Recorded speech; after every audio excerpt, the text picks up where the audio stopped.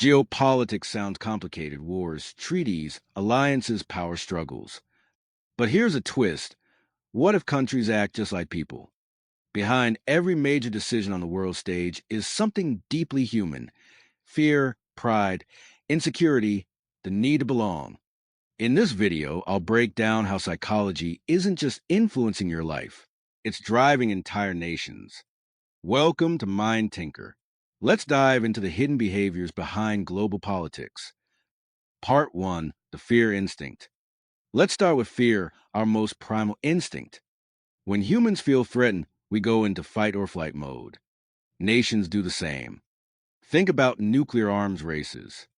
Most countries don't want war, but they fear being attacked first. That's why they build weapons, form alliances, and react aggressively to even small threats. It's not always logical, it's loss aversion, a bias where the pain of losing feels stronger than the joy of gaining. Example: during the Cold War, the US and the Soviet Union both kept stockpiling nuclear weapons, not to use them, but to avoid being outgunned. It's like two scared people pointing guns at each other, hoping the other one won't shoot first. That's fear on a global level. Part 2: Pride, status, and national identity. Just like people want respect, countries want recognition. Nations compete for status, just like kids on a playground compete for popularity. Psychologists call this the social identity theory. We define ourselves by our group, and we want our group to matter. Example: China isn't just building military bases and tech empires for fun. It's about reclaiming a sense of power after centuries of colonial humiliation. Another example: Russia's actions in Ukraine. It's not just about territory. It's about national pride, history, and influence. Nationalism, flags, anthems, even Olympic rivalries, they all reflect our deep need for group identity and global relevance. Part 3: Face saving and cognitive dissonance. People hate being wrong, especially in public. So do governments. This leads to face saving, continuing down a bad path just to avoid appearing weak. Psychologists call this cognitive dissonance. When reality clashes with our beliefs, we justify our actions to reduce discomfort. Example: the U.S. staying in Vietnam for years, even when it became obvious the war was unwinnable. Admitting a mistake would have hurt national pride and political credibility. In international politics, saving face can outweigh logic, even if lives are at stake. Part 4: Groupthink and political echo chambers. Have you ever noticed how some friend groups think the same way, even when they're wrong? That's groupthink. The same thing happens in government cabinets, military leadership, and even intelligence agencies. When everyone in a room agrees too easily, bad decisions follow. Example: the Bay of Pigs invasion in 1961. U.S. leadership underestimated Cuba's defenses and overestimated public support. Why?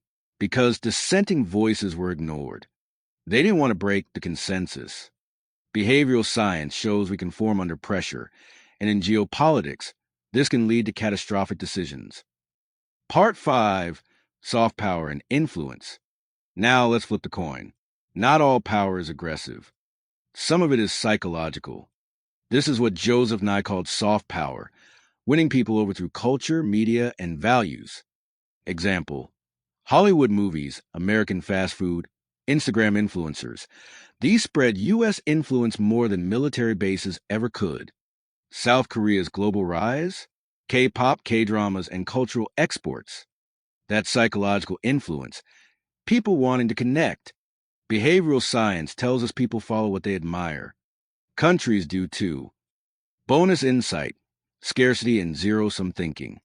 One last psychological trap in geopolitics: scarcity mindset. When people believe resources are limited, they compete harder, even if there's enough for everyone. Nations fall into the same trap. Oil, water, land. If one country thinks another is gaining, they panic. Example: tensions in the South China Sea are about more than water. They're about control, trade routes, and the fear of missing out. It's zero-sum thinking. If you win, I lose. That mindset often fuels wars, sanctions, and cold diplomacy. Conclusion: Here's the big idea: geopolitics isn't just about power, it's about people. Behind every policy, every conflict, and every alliance are the same human instincts you and I have. Fear. Pride. The need for respect. The fear of losing. The more we understand these behaviors, the better we can understand our world.